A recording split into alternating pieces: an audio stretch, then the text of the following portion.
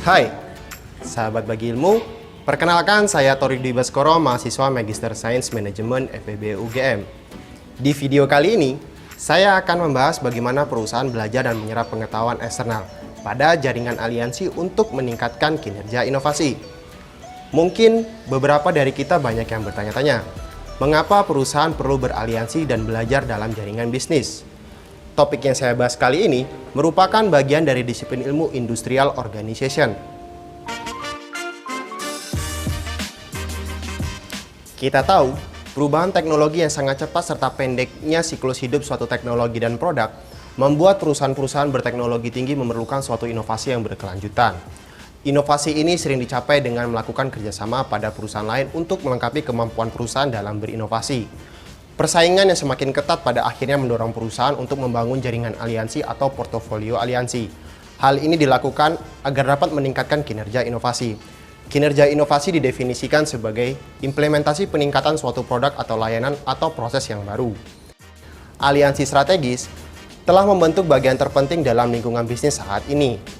Hal ini dikatakan penting karena aliansi telah menjadi faktor kunci keberhasilan di banyak industri yang didukung dengan adanya laju perkembangan teknologi dan akses teknologi baru.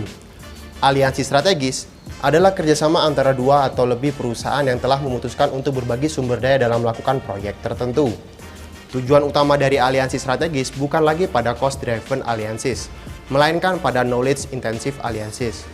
Menurut Knowledge-Based Theory of the Firm atau teori berbasis pengetahuan dari perusahaan, menganggap bahwa organisasi adalah serangkaian komunitas pengetahuan dan inovasi yang terus menciptakan, mentransfer, dan mengubah pengetahuan menjadi keunggulan kompetitif yang berkelanjutan.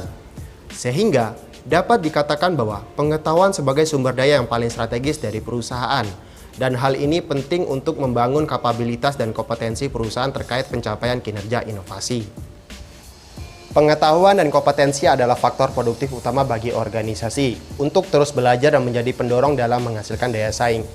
Jika perusahaan tidak dapat menghasilkan pengetahuan yang diperlukan secara internal, maka perusahaan dapat memanfaatkan pengetahuan dari sumber eksternal. Berbicara mengenai pemanfaatan pengetahuan dari pihak eksternal, perusahaan dapat memperolehnya melalui jaringan aliansi.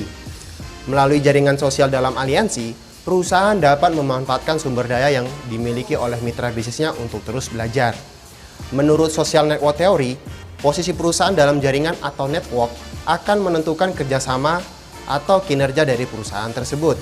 Dengan memperoleh pengetahuan dari luar, diharapkan perusahaan dapat meningkatkan proses pembentukan inovasi di dalam perusahaan. Ketertarikan perusahaan dalam mengelola sumber daya pengetahuan dari jaringan bisnis dapat mempengaruhi sejauh mana perusahaan memiliki akses informasi seputar mitra aliansi yang dianggap layak untuk diajak beraliansi. Keberhasilan perusahaan dalam memanfaatkan pengetahuan eksternal ini ditentukan oleh absorptive capacity perusahaan tersebut. Apa itu absorptive capacity? Absorptive capacity atau kapasitas daya serap pertama kali diperkenalkan oleh Cohen and Levin pada tahun 1990. Kapasitas daya serap adalah serangkaian rutinitas dan proses organisasi di mana perusahaan memperoleh, mengasimilasi, mengubah dan mengeksploitasi pengetahuan untuk menghasilkan kemampuan organisasi yang dinamis. Konsep ini bekerja dalam membantu perusahaan yang mencari pertumbuhan dan pengembangan di semua bidang dalam menuju inovasi yang sukses. Zahra dan George mempresentasikan potensi kapasitas daya serap yang dibuat dari dua elemen.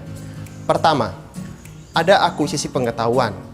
Ini mengacu pada kemampuan perusahaan untuk mengidentifikasi dan memperoleh pengetahuan yang dihasilkan secara eksternal yang sangat penting untuk operasinya. Kedua, ada kemampuan asimilasi yang mengacu pada rutinitas dan proses perusahaan yang memungkinkannya untuk menganalisis, memproses, dan menafsirkan informasi yang diperoleh dari sumber eksternal. Potensi daya serap membuat perusahaan untuk dapat menerima atau memperoleh dan mengasimilasi pengetahuan eksternal. Ketika kapasitas daya serap dari suatu perusahaan rendah, maka pemanfaatan pengetahuan dari eksternal tidak dapat berjalan dengan baik. Ciri perusahaan yang memiliki tingkat kapasitas daya serap yang tinggi yaitu 1. Mengakui nilai pengetahuan eksternal yang baru. 2. Dapat memperoleh pengetahuan tersebut. 3. Mampu mengasimilasi atau mentransformasikan dan mengeksploitasi pengetahuan eksternal yang baru. Hingga pada akhirnya setiap perusahaan akan memiliki kemampuan yang berbeda-beda atau disebut dynamic capability. Dynamic capability merupakan kemampuan perusahaan untuk mengintegrasikan rangkaian pengetahuan yang beragam agar perusahaan dapat sustain. Dengan kata lain, kapasitas daya serap adalah cara bagi perusahaan untuk menemukan ide yang tidak cukup diperoleh perusahaan dari internal, melainkan perlu adanya tambahan dari pihak eksternal agar ide yang terbentuk dapat diimplementasikan.